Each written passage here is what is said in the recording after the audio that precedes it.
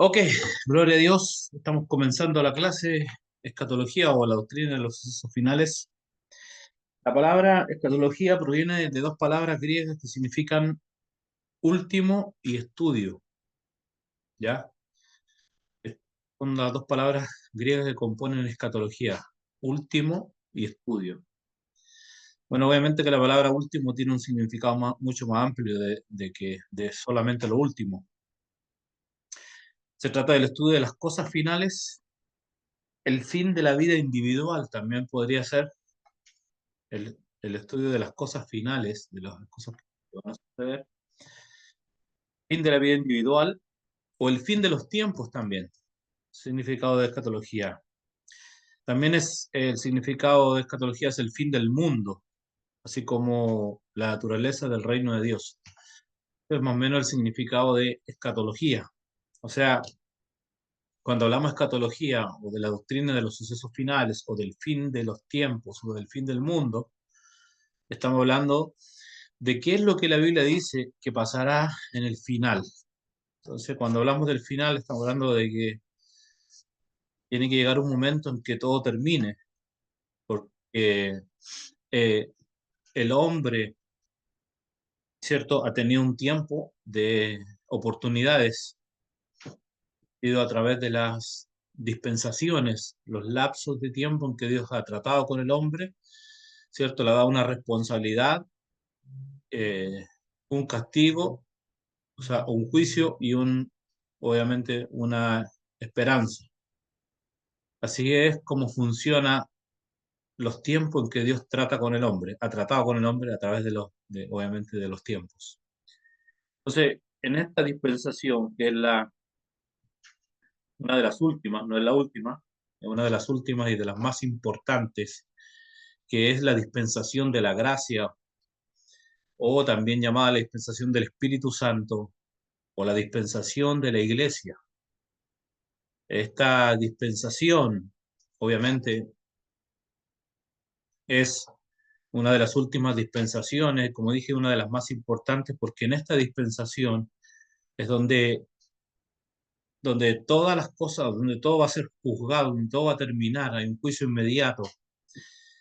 Ese juicio se llama el juicio de la muerte. El juicio inmediato es cuando alguien muere y una persona muere, hay un juicio inmediato en el momento de esa muerte, si va a la presencia de Dios o si va al infierno a ser separado de Dios. Entonces, ese es el juicio de la muerte, o el juicio inmediato. Pero también obviamente está el juicio final, que es el juicio obviamente en el que todas las gentes vivas, los que estén vivos en ese momento y los muertos de la antigüedad que no hayan sido juzgados, van a ser juzgados. Por eso dice en el libro de Apocalipsis que Juan dice, vi los muertos, grandes y pequeños, de pie delante de Dios del trono blanco. Entonces, eh, él vio, Juan, cómo Dios estaba juzgando a todas las personas vivas y muertas. Por eso él vio a los muertos, pero también los vivos son juzgados. Pero no hablando de nosotros, porque la iglesia, que somos nosotros, Dios tiene un plan. Y en ese plan, Dios tiene, obviamente, cosas que van a pasar para nosotros. Y hay otro plan para aquellos que no tienen a Cristo, que no son la iglesia. Entonces, todos aquellos que han aceptado a Cristo en su corazón como el Señor y Salvador de su vida y le sirven hoy día, son la iglesia. Y para ellos, que somos nosotros, Dios tiene un plan.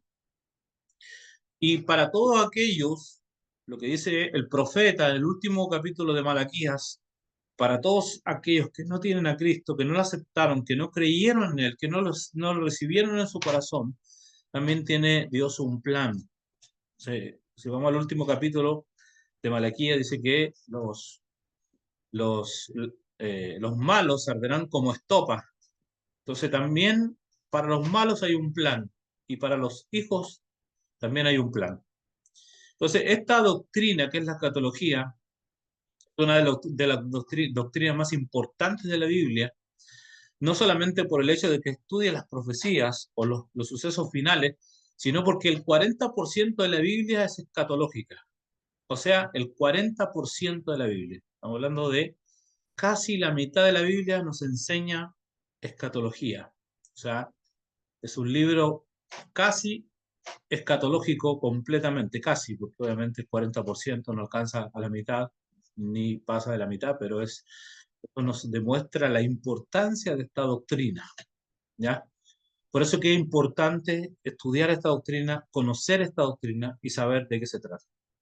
Y es lo que tenemos que ver y lo que vamos a ver obviamente en este estudio del día de hoy, que como dije, es uno de los importantes. Ahora, cuando hablamos de los sucesos finales, estamos hablando de un tiempo profético, de cosas que van a suceder. Y el problema también, un poco acerca de la escatología, es que hay mucha especulación. Y no solo hay especulación, sino que también hay muchas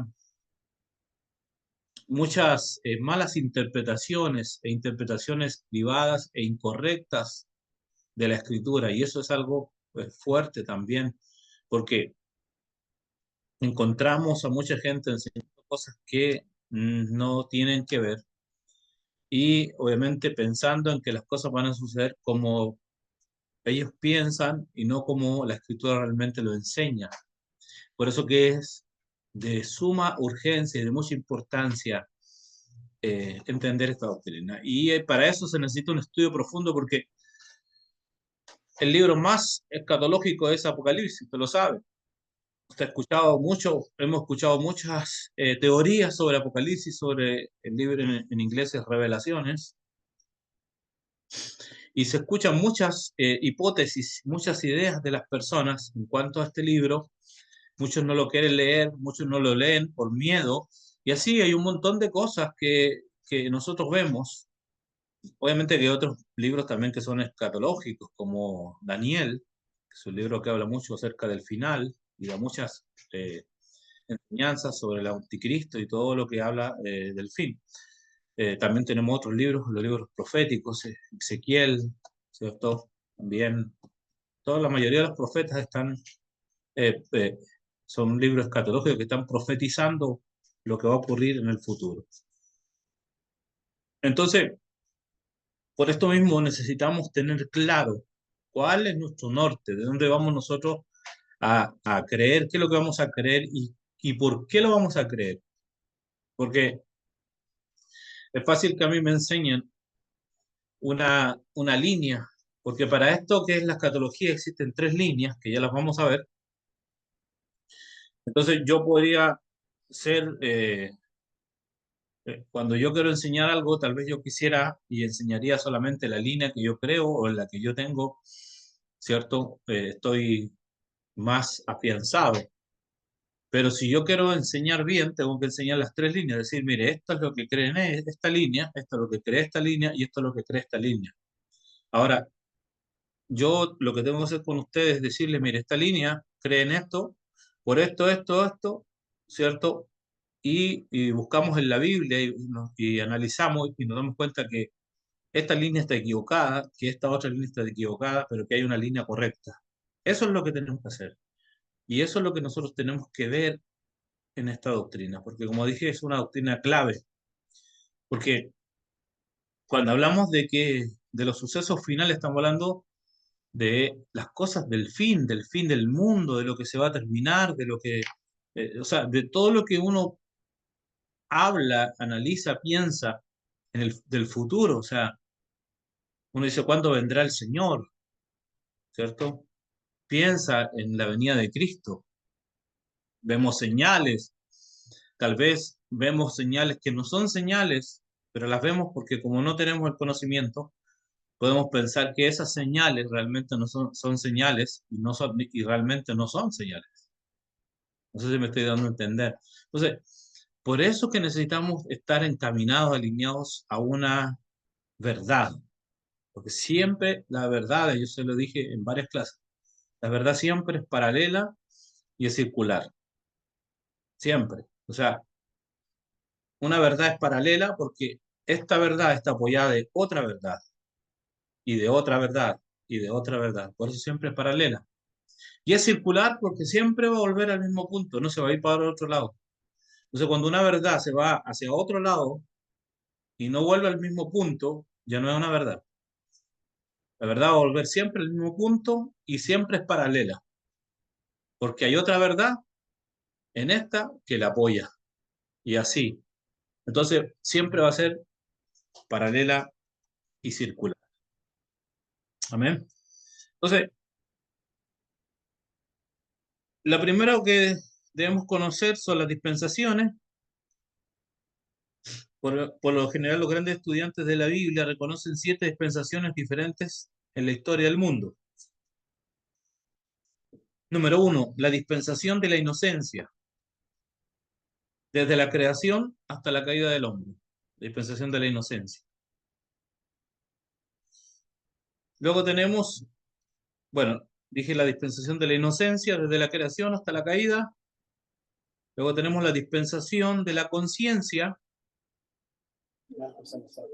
la dispensación de la conciencia desde la caída hasta el diluvio. Esos son los periodos de tiempo en que han durado estas dispensaciones. La dispensación de la inocencia duró desde la creación, de que Dios crea al hombre, hasta la caída del hombre, que es Génesis capítulo 3, ¿cierto? Cuando el hombre peca. Después comienza una nueva dispensación, la dispensación de la conciencia, que comienza desde la caída, de que el hombre cae hasta que viene el diluvio. Ese es el periodo en que esta dispensación de la conciencia está, obviamente, en ejercicio. Luego viene, número 3, la dispensación del gobierno humano, desde Noé, o sea, desde el diluvio hasta Abraham.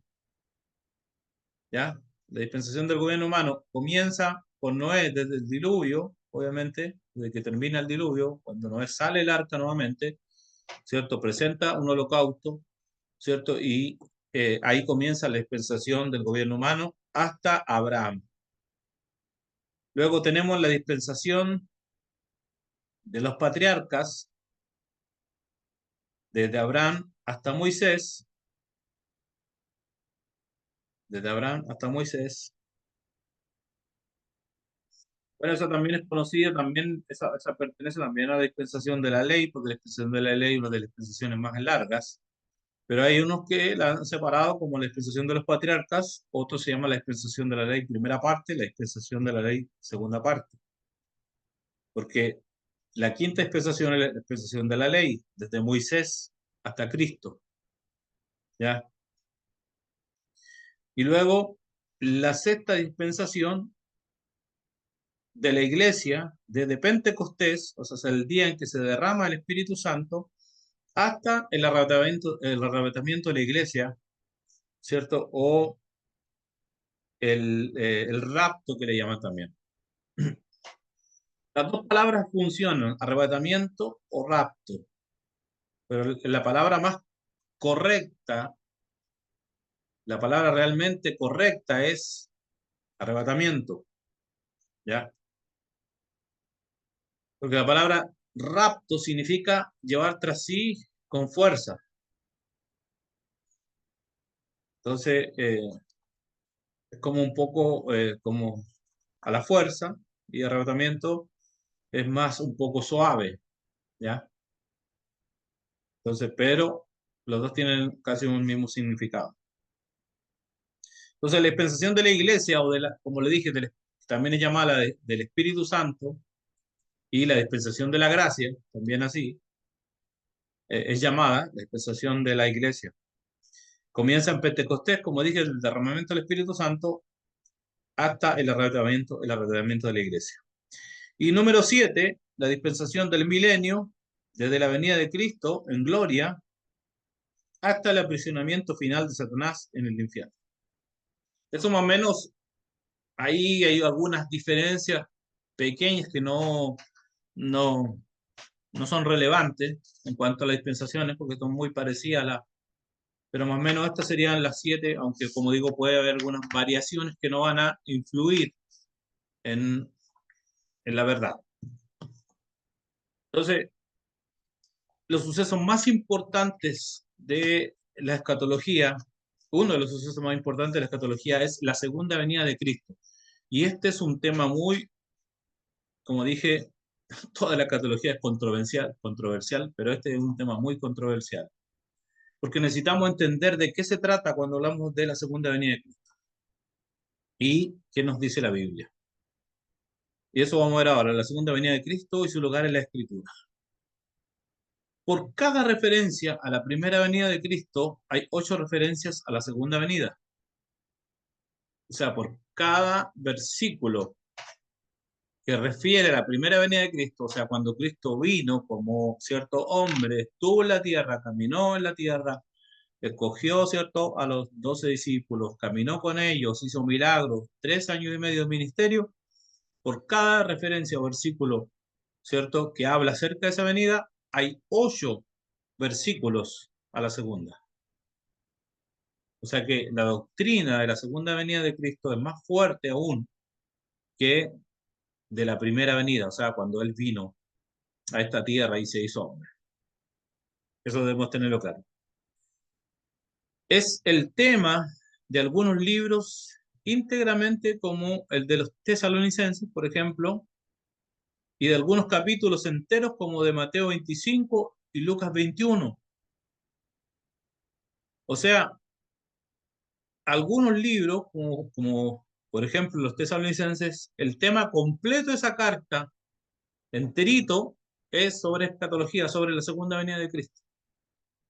Y también capítulos enteros como Mateo 25, Lucas 21. Los profetas del Antiguo Testamento testificaron de la segunda venida de Cristo en Isaías 45, 23. Isaías 45, 23. Ezequiel 21, del 25 al 27. Ezequiel 21, del 25 al 27. Zacarías 14, 16. Zacarías 14, 16.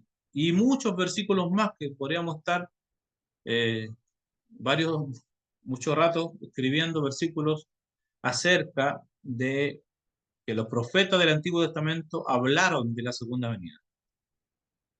Los ángeles también sabían de la segunda venida. Hechos 1, verso 11. Hechos 1, 11. Hechos 1, 11. Los apóstoles la proclamaban siempre en sus prédicas. Hechos 3, 19. Los apóstoles la proclamaban, estamos hablando de la segunda venida de Cristo. Hechos 3, 19. Primera de Tesalonicenses 4, 16. Primera de Tesalonicenses 4, 16. Primera de Juan 2, 28. Primera de Juan 2, 28. Y Judas 14. Digo Judas 14 porque Judas tiene un solo capítulo, entonces no se nombra el capítulo, solo los versículos. Por eso Judas 14. Estamos hablando del versículo 14 de Judas. Y Jesús mismo hablaba frecuentemente de su segunda venida. Juan 14, del 1 al 3, y muchos versículos también más que podríamos también anotar. O sea que lo que debemos entender es que la segunda venida de Cristo es un tema bíblico, es un tema fundamentado en la Escritura, no es algo que se inventó, no es algo que alguien inventó o que alguien dijo, bueno, voy a inventar esto para dar esperanza, no, es un tema que tiene fundamento en el Antiguo Testamento y que tiene fundamento en el Nuevo Testamento y que Jesús habló de ello. Y recuérdense que la autoridad máxima de la Biblia es Jesús. Cuando Jesús habla de un tema, es porque ese tema es real, porque ese tema existe, porque ese tema es realmente verídico. Siempre debemos entender eso. Ahora, debemos saber lo que no es la segunda venida, para que también estemos claros. Primero, la segunda venida no es la muerte. Alguien piensa que cuando uno muere, ahí es cuando tiene que ver con la segunda venida.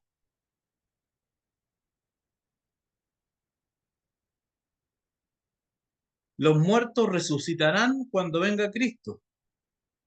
Primera Tesalonicenses 4, 16 y 17. O sea, los muertos van a resucitar cuando venga Cristo. Y al morir nosotros, vamos donde Él está. ¿Se da cuenta la diferencia?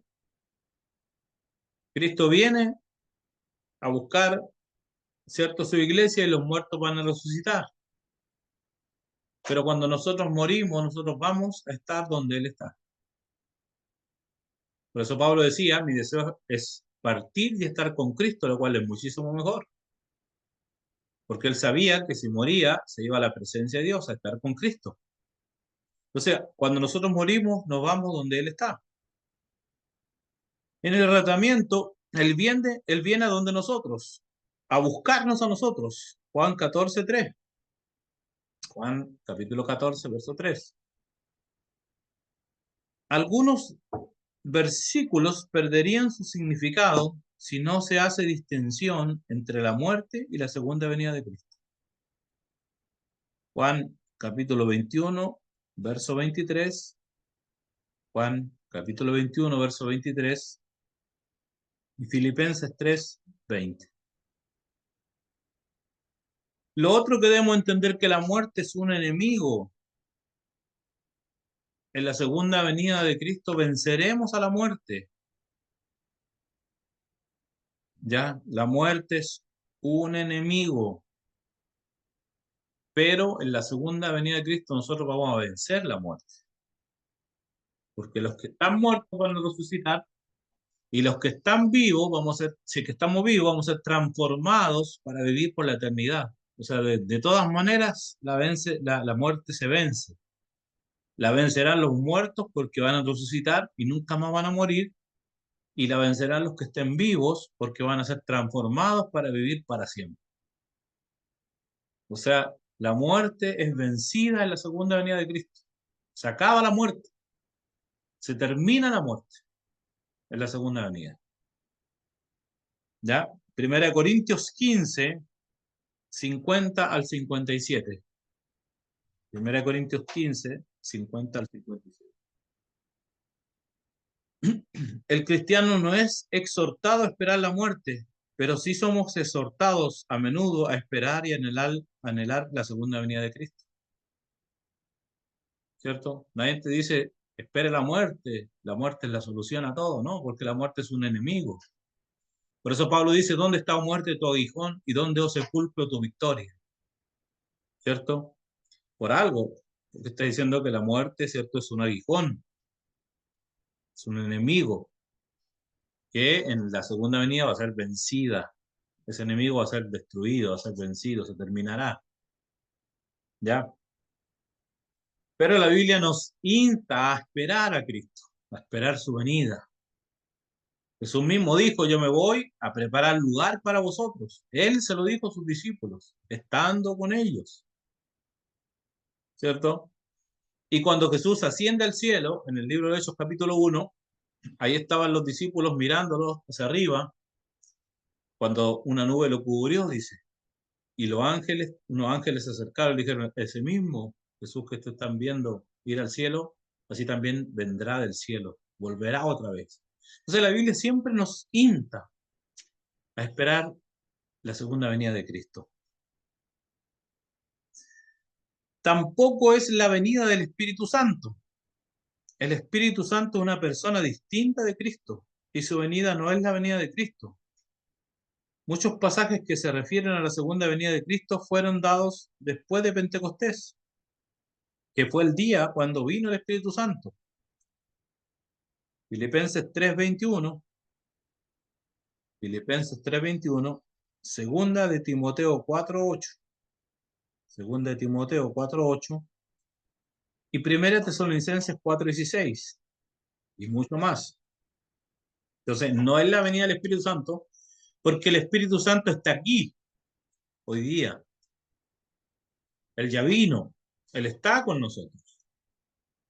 Jesús ascendió al cielo y dijo, yo voy, pero enviaré un consolador. Y lo envió.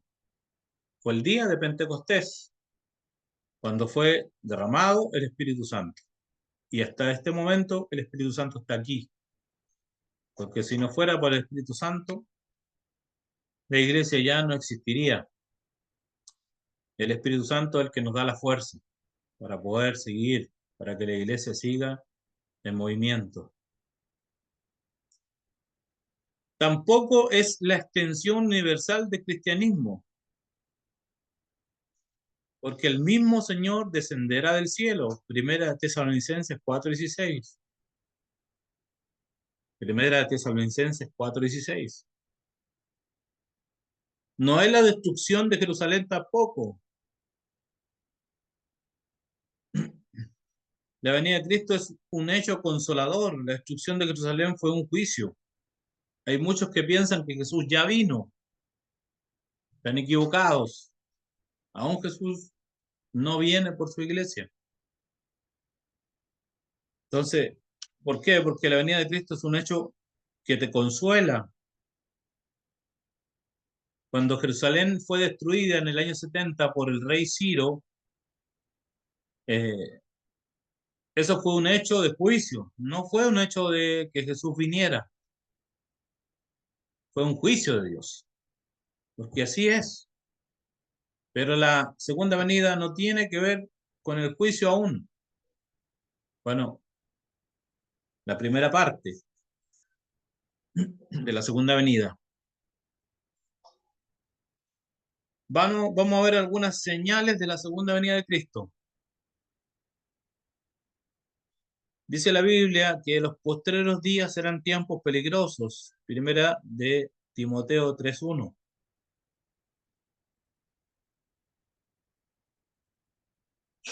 Van a haber terremotos, pestilencias, hambres, en el orden físico, o sea, para las personas. Mateo 25, todo el capítulo hay que leerlo.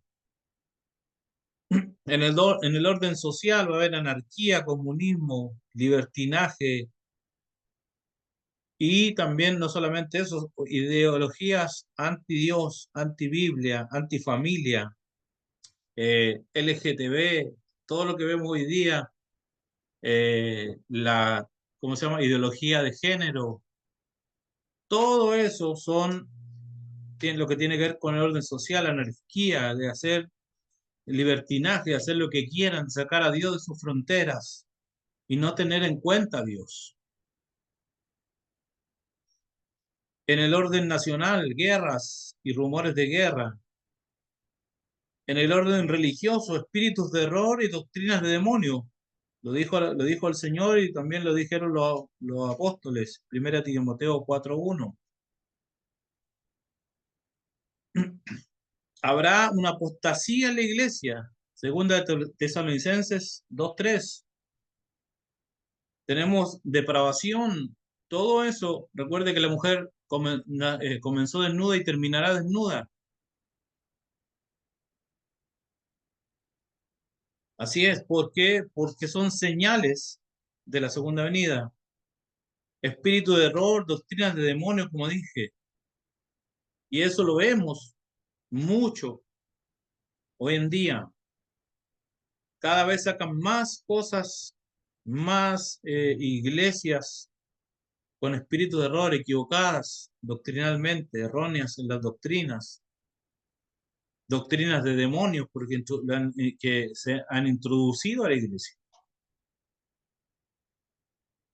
Como dije, habrá una apostasía. Ahora, ¿qué es lo que según Tesalonicenses 2:3, qué es la apostasía? La apostasía es aquellos que creyeron en el Señor, lo sirvieron y se apartaron. O sea, alguien que apostató de la fe. Alguien que incluso, no solamente la apostasía, alguien que se fue de la iglesia, alguien que también puede estar en la iglesia y ser apóstata, o sea, haber alejado de la fe en su mente. No solamente hay apostasía fuera de la iglesia, dentro de la iglesia. ¿Por qué? Porque tal vez puede estar yendo a una congregación, pero su mente está desviada de la correcta doctrina.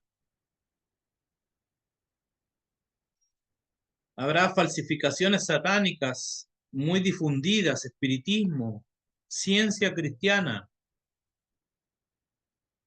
Primera Timoteo 4:1. O sea, un montón de cosas desviadas, un montón, ¿cierto?, de falsas doctrinas, ideologías personales. El Evangelio se ha predicado en todo el mundo, Mateo 24:14. Ahora, no dice que toda la gente se convertirá, ni que todos oirán el Evangelio, pero el testimonio será proclamado por todas partes, ¿ah? Se predicará en todas partes.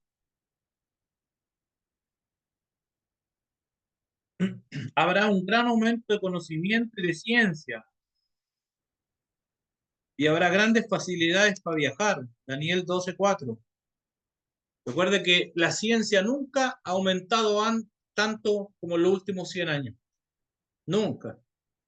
Usted sabe que 100 años atrás nuestros antepasados aún vivían, ¿cómo se llama? Se movían eh, con caballos, etcétera. Vivían, ¿cierto? No con la tecnología que hoy día tenemos o que apareció hace 100 años. O sea, que nuestros antepasados eh, no conocieron la tecnología que nosotros vemos hoy día. No conocieron.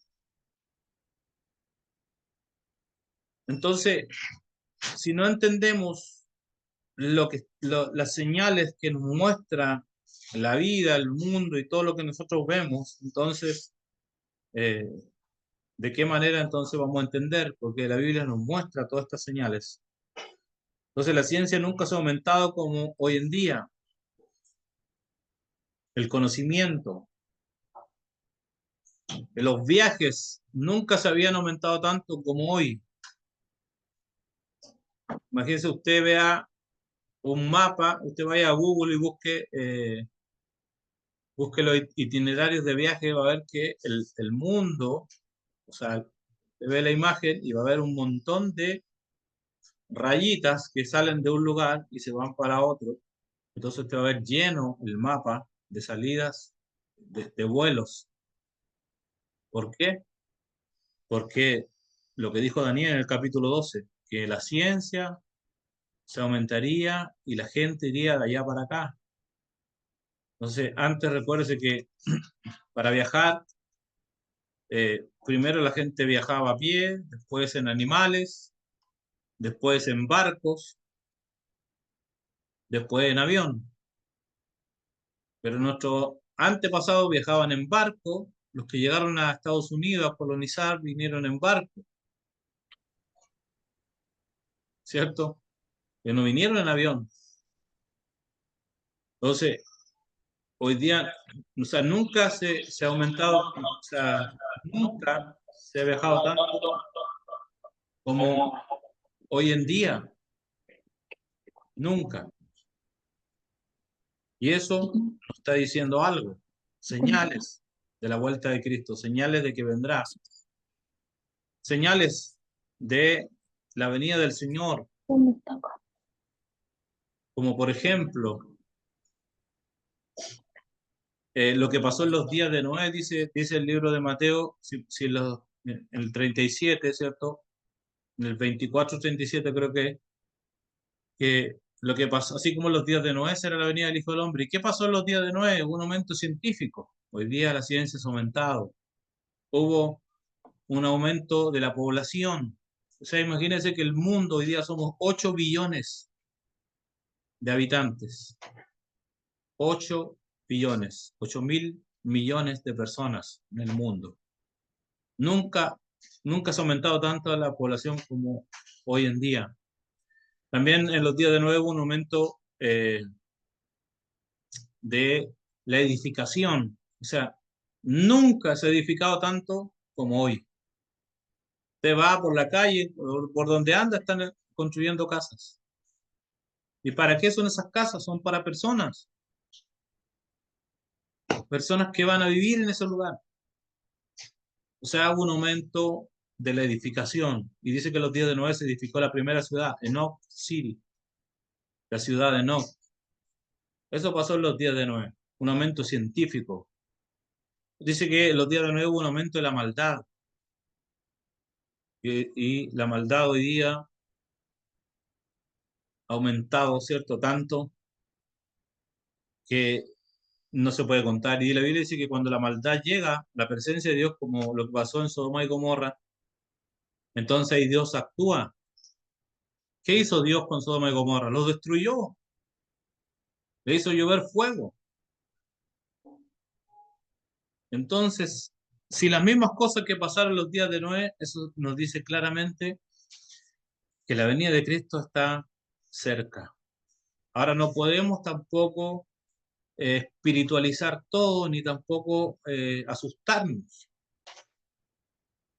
Debemos, sí, eh, no asustarnos, pero sí estar conscientes de que Cristo puede venir en cualquier momento.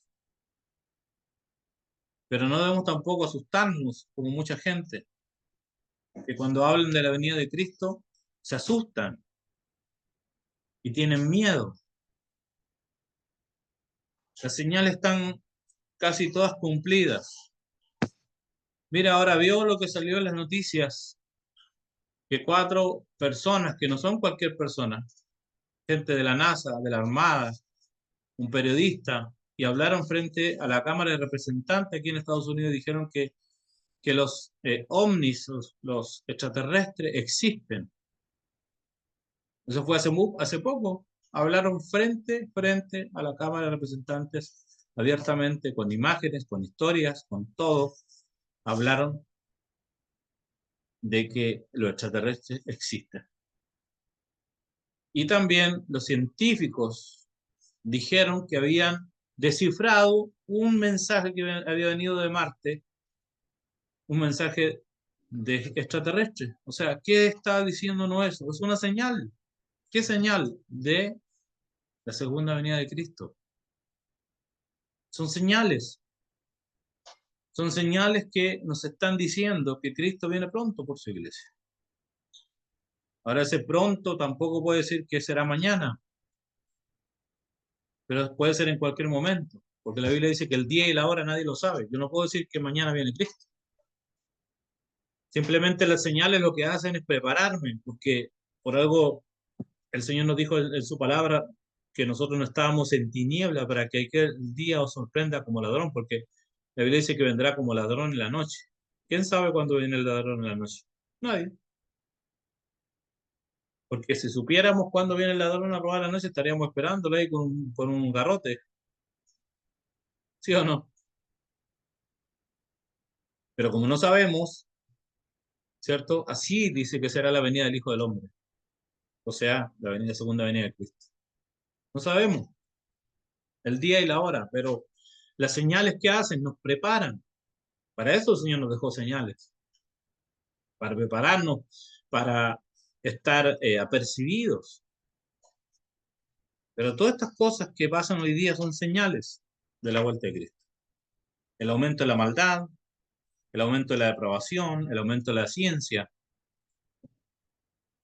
Imagínense que, ustedes saben, hay un tipo, Elon, ¿cómo es el apellido? No me acuerdo, Moss, no me acuerdo cuánto. Sí. Esa persona lanza un cohete al espacio. Una persona, una empresa. ¿Cuándo había existido algo así en toda la historia? Si para el hombre en los años 60 ir a la luna fue toda una hazaña. Y hasta hoy día no lo han podido repetir. Y tenemos un tipo, una persona, que es capaz de enviar un cohete, ¿cierto?, al espacio. Simplemente una sola empresa, una sola persona, si tiene una empresa. ¿Se da cuenta? Entonces, eso nos está diciendo, como digo, algo, son señales. Todas las cosas que pasan a nuestro alrededor en el mundo son señales. Los mandatos, los diferentes tipos de direcciones que vemos nosotros, ¿cierto? Cómo van tomando los países en el área social. Todo esto es lo que estamos viendo. el aumento de la ciencia, como dije, el aumento del conocimiento, de los viajes, la multiplicación también de las riquezas. Santiago 5, del 1 al 8. Acuérdense que había una profecía que Israel iba a constituirse como nación en 1948, se cumplió esta profecía. Y todas estas son señales generales y han sido cumplidas para que confiadamente podamos esperar al Señor en cualquier momento. Y eso tampoco, como dije, no nos tenemos que asustar, no tenemos que tener miedo. Al contrario, nosotros somos la iglesia. Los que tienen que tener miedo son los que no conocen al Señor.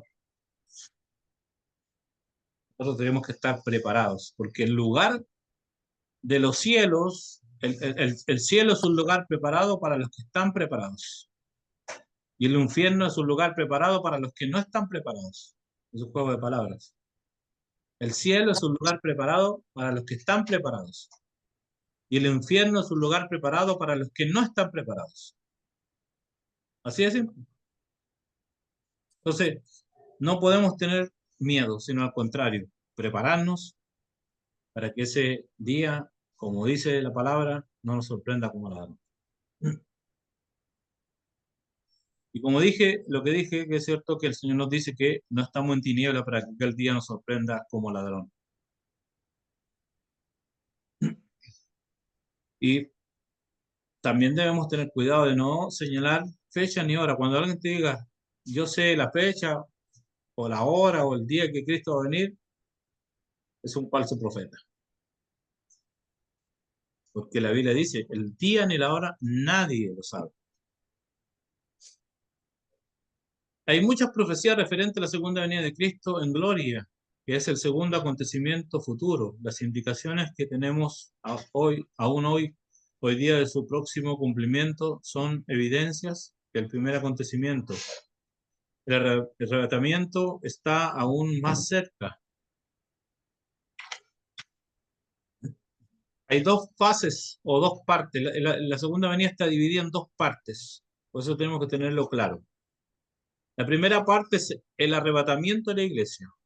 Y la segunda parte es donde todo ojo le verá. Lo que dice la Biblia, cuando que pondrá un pie, ¿cierto? En el monte, el olivo, el Señor se va a parar ahí. Toda la gente, todo el mundo le verá. Ya no como el rey humilde, sino como el juez para juzgar. Pero el arrebatamiento será la primera parte. Tal como la primera venida del Señor se extendió sobre un periodo de 30 años, así también la segunda venida incluye diferentes acontecimientos. En la primera venida de Cristo fue revelado como una criatura en Belén, más tarde como Cordero de Dios, con ocasión de su bautismo y al fin como Redentor en el Calvario. En su segunda venida, en el primer lugar, secreta y repentinamente arrebatará o llevará a los suyos, a los hijos de Dios, a las bodas del Cordero. Mateo 24, 40 y 41. Mateo 24, 40, 41. Primera de Tesalonicenses 4, 13 al 18. Primera de Tesalonicenses 4, del 13 al 18. Y Primera de Corintios 15, 51 al 58. Como dije, esta aparición o venida es llamada el arrebatamiento, ¿cierto? O también la palabra griega parusia, ¿ya? O rapto también es llamado, como dije, arrebatamiento o rapto de la iglesia. Luego, la segunda parte de la segunda venida es la revelación. Después de esta tribulación habrá otra manifestación del Señor en el cielo, repentina, pero esta vez visible. O sea que la primera venida, la primera parte de la segunda venida, el arrebatamiento, no todos van a verlo, solo los que vamos a ser arrebatados, solo los hijos de Dios. Ellos, nosotros solamente le veremos, nadie más. Por eso no encontraremos con él en el aire, pero nadie más lo va a ver. Por eso la gente, ¿qué va a hacer? Especular. ¿Qué están diciendo ahora? Que ya los extraterrestres existen. ¿Se da cuenta? Aunque sabemos nosotros que no es verdad, obviamente, pero ya lo están diciendo. ¿Por qué? Porque todo esto es una trama de las tinieblas. Porque después, ¿qué van a decir? Se lo llevaron los extraterrestres.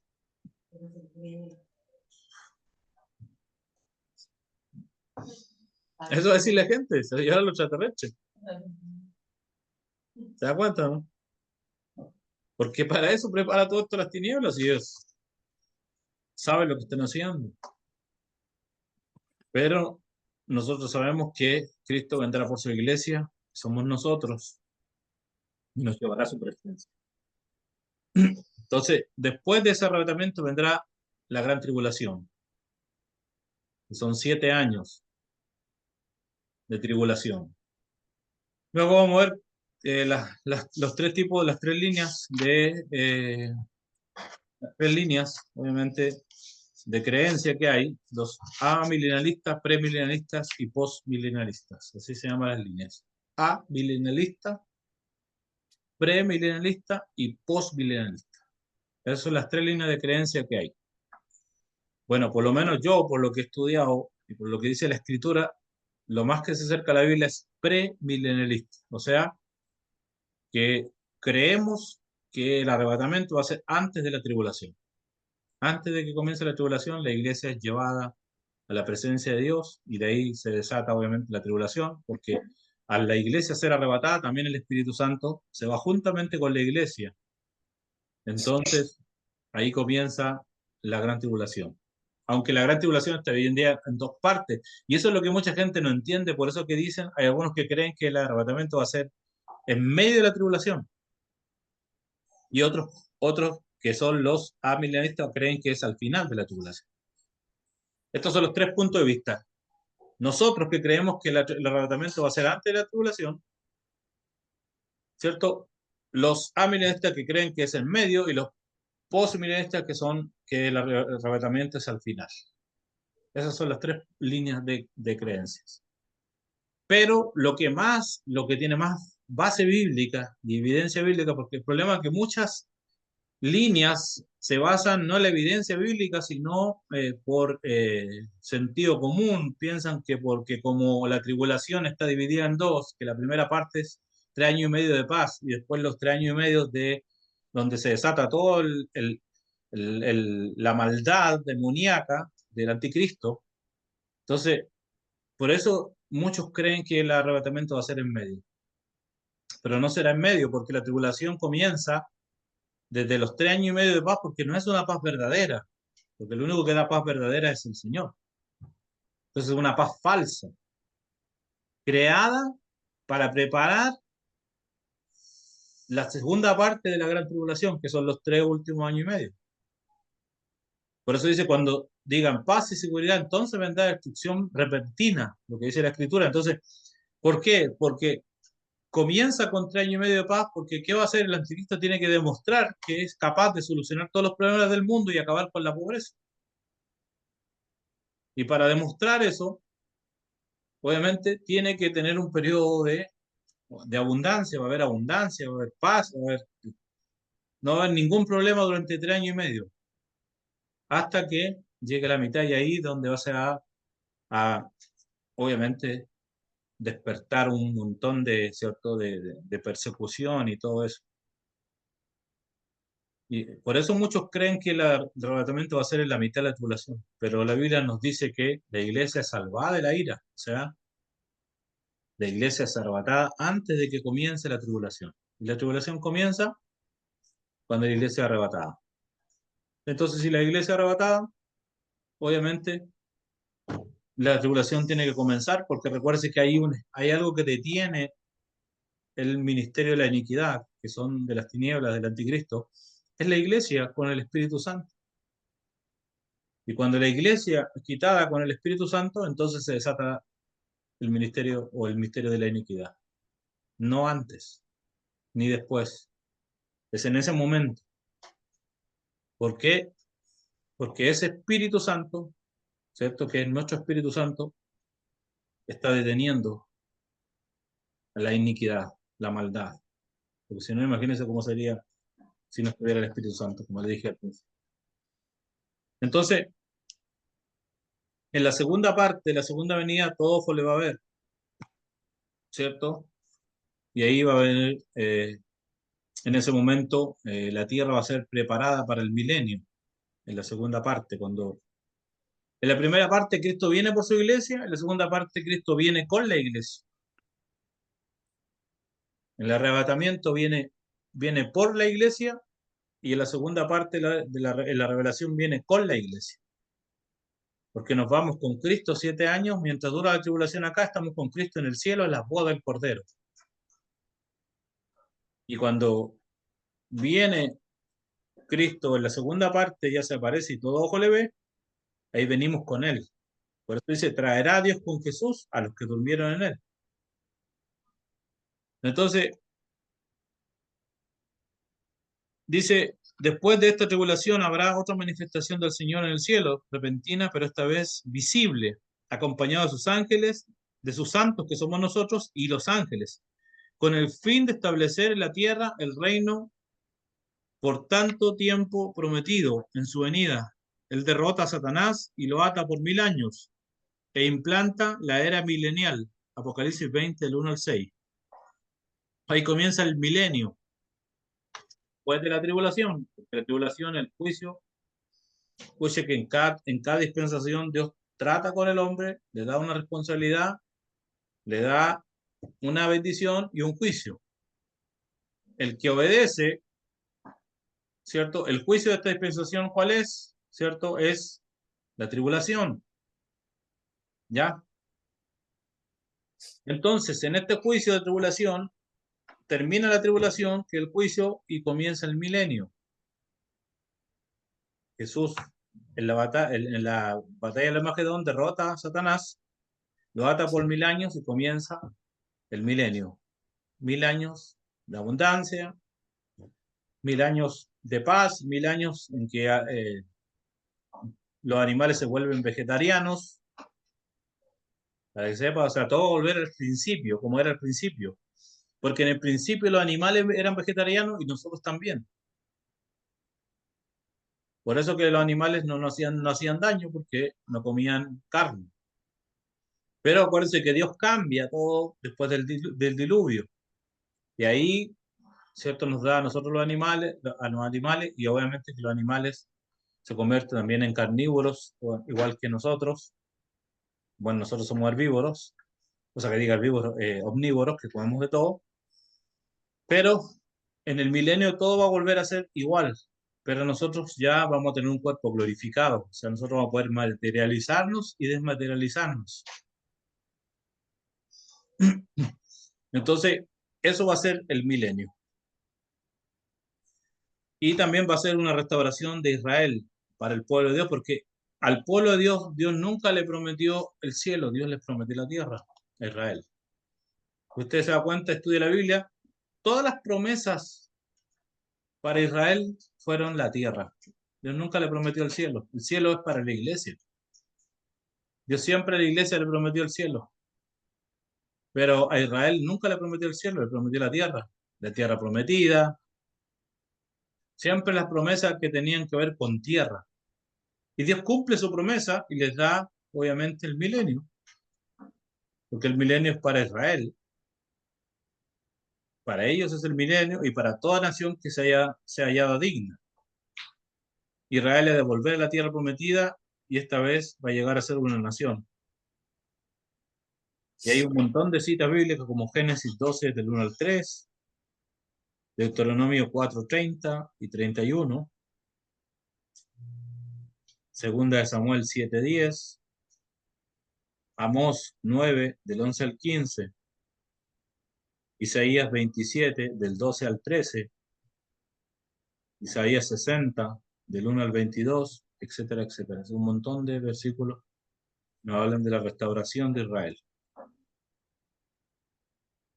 Entonces, hay una reorganización de las naciones, los gobiernos de la tierra serán derribados y destruidos y todas las naciones servirán al Rey de Reyes y Señor de Señores, que es el Jesucristo. Jesucristo. O sea, el reino milenial es el reino del Señor Jesucristo, donde gobernará 1000 años y nosotros gobernaremos con Él.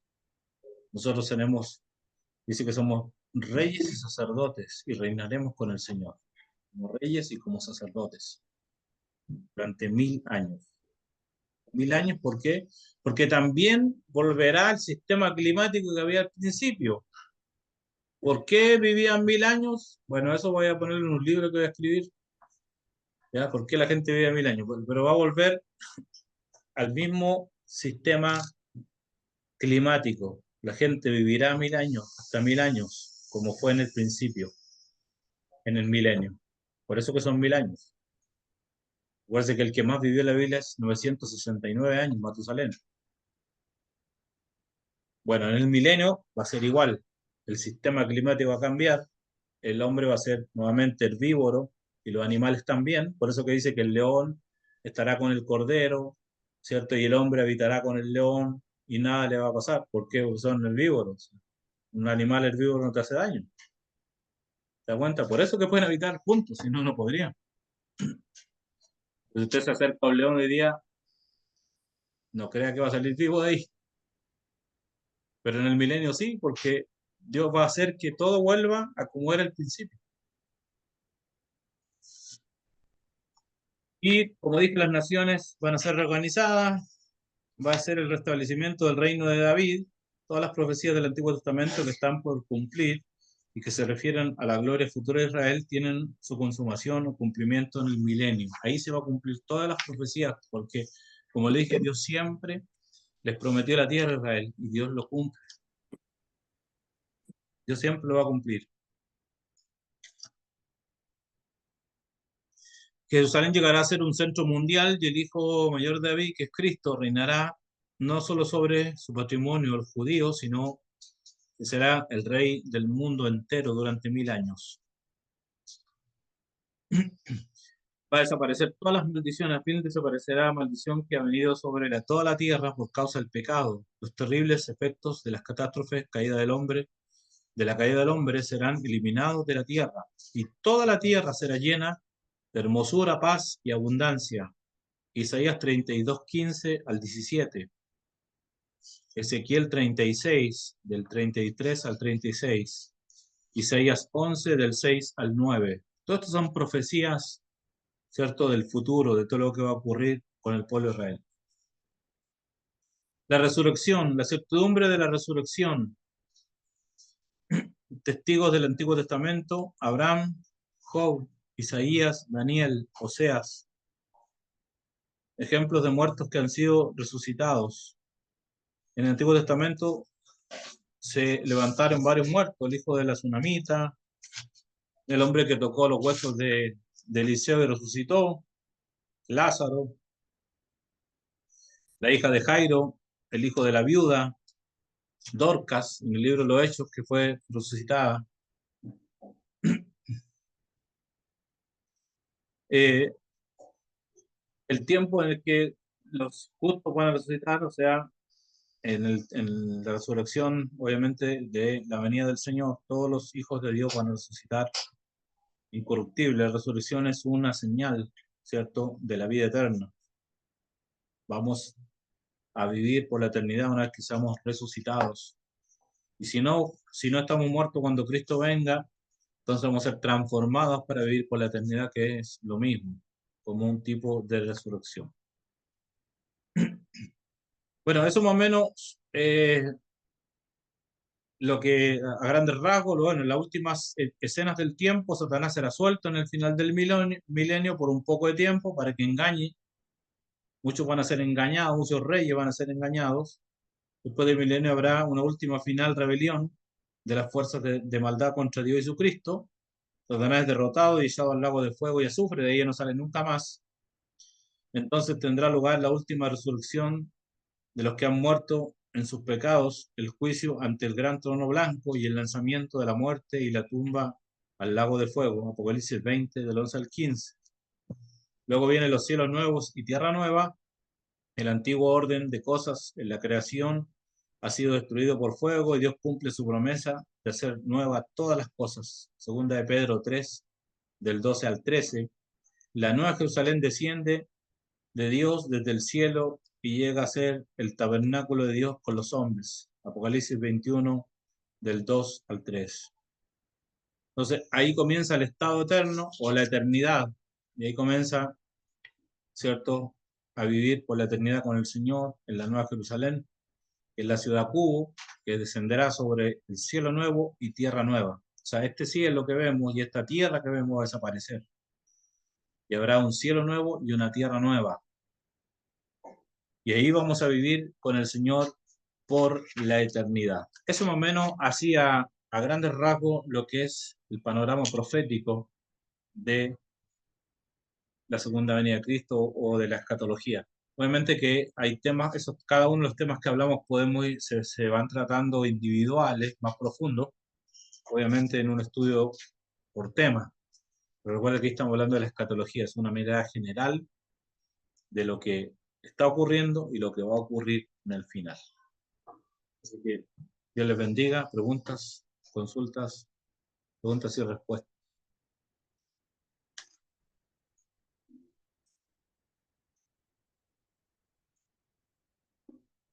Puede usted empezar a hacer preguntas, decir esto, debería haber preguntado y no lo pregunté. Aprovecho ahora. Pero más o menos estaba todo más o menos clarito de lo que se trata el panorama de los últimos tiempos o de los sucesos finales.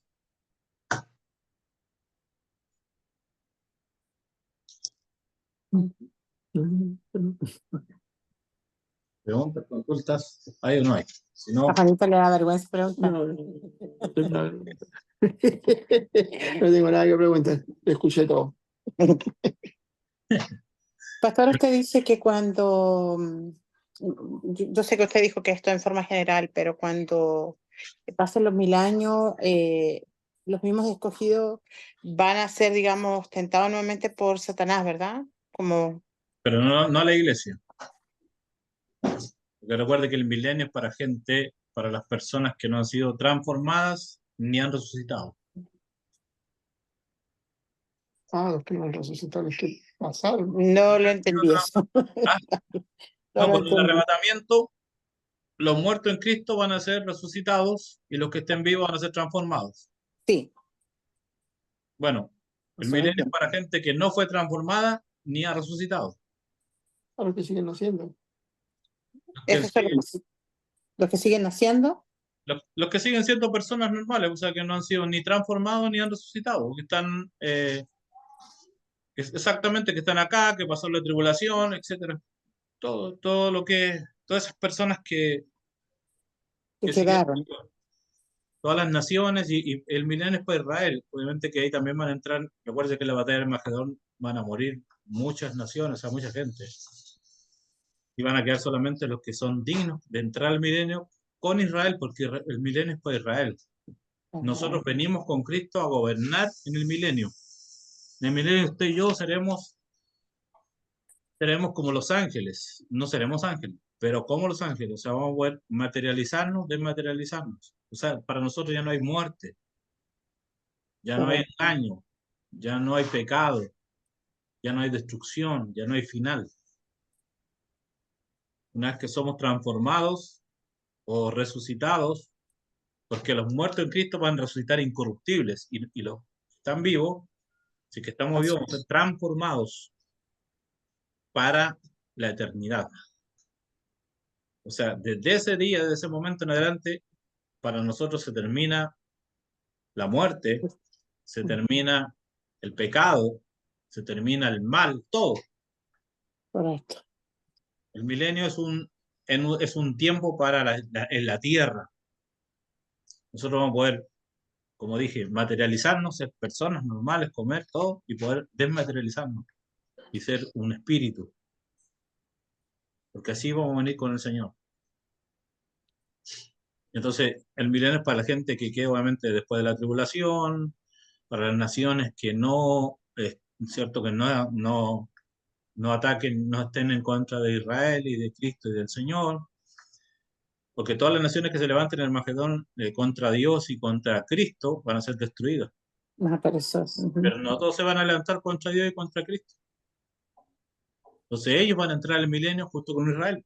Israel nunca se va a levantar contra Dios, porque es Correcto. su Dios, es su pueblo.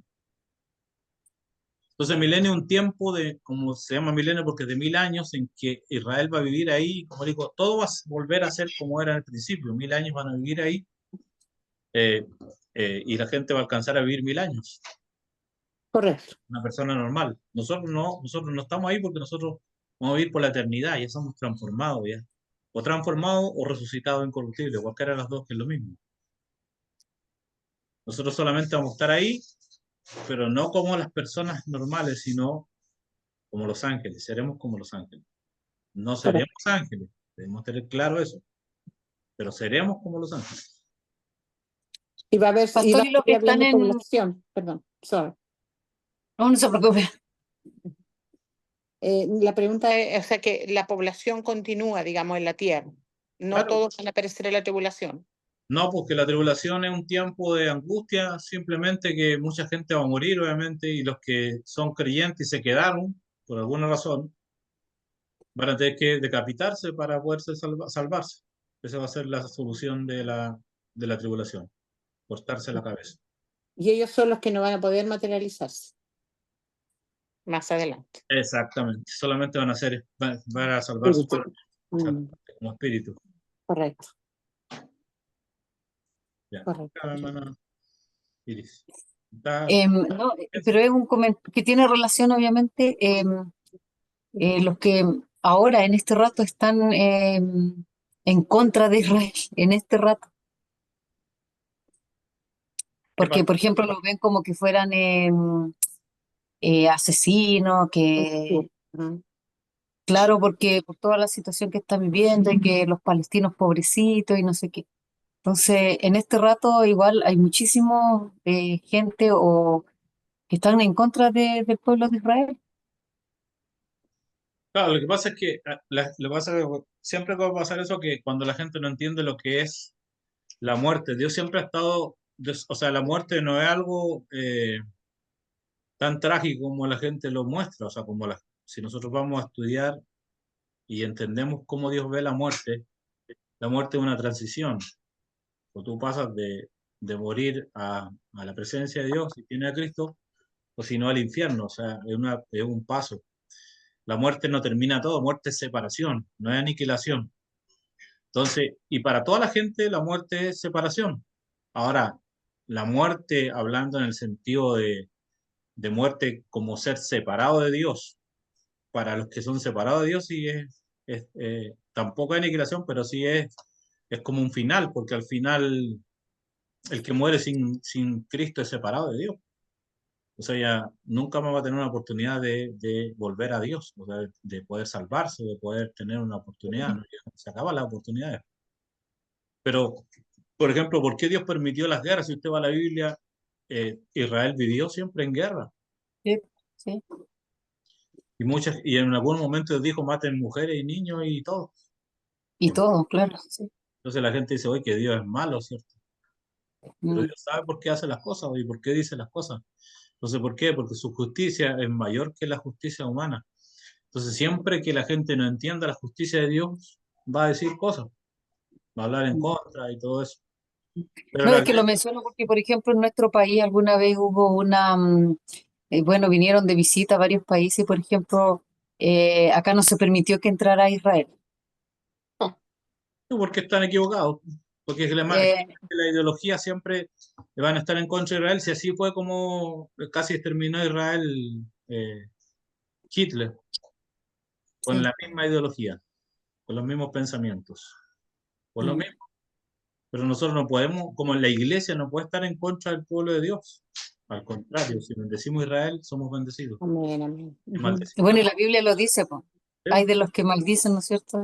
exactamente, por eso estoy diciendo, si maldecimos a Israel, somos maldecidos, si bendecimos a Israel, somos bendecidos. O sea, la iglesia nunca puede estar en contra del pueblo de Israel porque Jesús nació ahí y de ahí viene la salvación. O sea, Mm. y la Biblia, y Pablo, ¿cómo se llama? Y Pablo o Pedro, no me acuerdo si advierte, dice que cuidado porque Israel es el olivo original y nosotros somos olivos silvestres, injertados. O sea, cuidado, aunque no se nos suba en la cabeza y dijéramos, total, como yo soy mejor que Israel, Israel ya no sirve. No, cuidado, hay que tener cuidado con eso porque hay una advertencia en la Biblia.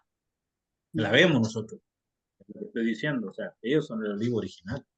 Nosotros somos Sí. injertados solamente. Eso es lo que tenemos que entender.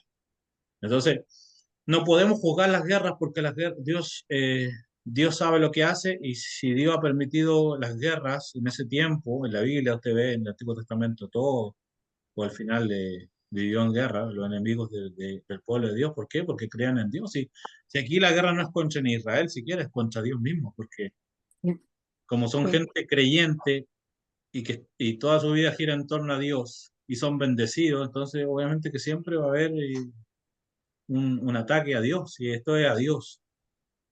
Así de simple. No tanto para el pueblo de Israel, es para al Dios que ellos sirven y al Dios que ellos aman, que es nuestro Dios también, el mismo. No, ellos no tienen un Dios diferente. La única diferencia de Israel es que ellos no creyeron en Cristo, en el Mesías, pero un día, en el final también, todo Israel va a creer, va a ser salvo, todo Israel va a creer en el Mesías y lo va a aceptar. Entonces, ahora, si hablamos de los árabes, que son los enemigos de Israel, al final son hermanos. Sí, Bueno, medio hermanos, pero son hermanos. La Biblia no habla de medio hermanos. Ellos son hermanos de Israel. Y hay una lucha entre hermanos. Obviamente sí. siempre el hombre peleando por la tierra. Siempre, Claro. eso es siempre, desde el comienzo. Y nosotros tenemos que bendecir a Israel, nosotros tenemos que orar por Israel, por la paz de Israel, por la paz de Jerusalén, siempre. Para que Dios nos bendiga, porque a través de ellos somos bendecidos también. Otra pregunta. Pastor, los que ya mueren y van al infierno, ya no hay nada que hacer con ellos. Ya ahí quedaron, no hay más juicio, no hay nada para ellos, ¿verdad? No, ya no hay solución, no hay ninguna. El infierno fue creado para Satanás y sus ángeles, pero obviamente sus demonios, pero al final, si alguien va ahí es por su propia responsabilidad, porque Es, quiere, no porque Dios quiera. no porque Dios lo mandó ahí, exacto. Exactamente. Ya no hay salida. O sea, en el infierno hay un letrero que dice prohibido entrar cuando alguien va a entrar, pero por dentro hay otro letrero que dice prohibido salir. O sea, ya que se entra, no se puede salir. Bueno, Ya. Y la Biblia dice que el mismo infierno, con todos los que están adentro, va a ser arrojado al lago de fuego y azufre, que es el lugar final. O sea, todos los que estén dentro de ese lugar van a ser arrojados al lago de fuego. Es el lugar final, ya ese es el final. De ahí donde va a ser arrojado Satanás, el anticristo y todos los demonios, todos los que no quisieron creer en Cristo. Sí, aquí el mayor juicio de esta dispensación es decirle no a Jesús. el mayor juicio, El sí. más grande pecado. Porque si nosotros dijéramos, ¿cuál es el mayor pecado? Es decirle no a Jesús, porque todos pecamos, Claro. todos seguimos pecando. Bueno, ¿quién no ha dejado de pecar? Nadie. Pero nosotros le dijimos sí a Jesús. Y eso es lo que nos mantiene dentro. Correcto. Así que eso es. ¿Alguna otra pregunta, consulta? Si no, estaríamos listos para terminar esta clase del día de hoy. Espero que le haya bendecido. Amén. ¿Tareas? ¿No? No, no, por el momento no hay que hacer las tareas antiguas. Y que se lo pongan. Los que deben, envíen su tarea, tengan tiempo. Bueno, los días cuando a veces no hay clase, aprovechen de estudiar, de hacer la tarea. Porque igual es importante que Sí. estudien. ¿Ya? Comentarles lo último, salió un reportaje hace como 2 días atrás de justamente científicos de que descubrieron, y no tengo el nombre de los científicos en este momento, pero encontraron la ruta que hizo Moisés en el mar. Y Sí, la tecnología llegó a tal punto que están los carruajes sí, en esa ruta. el cruce del Mar Rojo, sí lo vi también. Sí, buenísimo. Esa es una Bueno, prueba sí, de que los egipcios sí se ahogaron exacto. Sí. en el Mar Rojo. Ahí están los carruajes y todo lo encontraron. Tremendo. Se Lamentable. se dan cuenta que lo que la Biblia dice tenía razón. Hay La un, ciencia ha servido para ir descubriendo todo lo que sí, pues, creían que era un cuento. exactamente. Sí.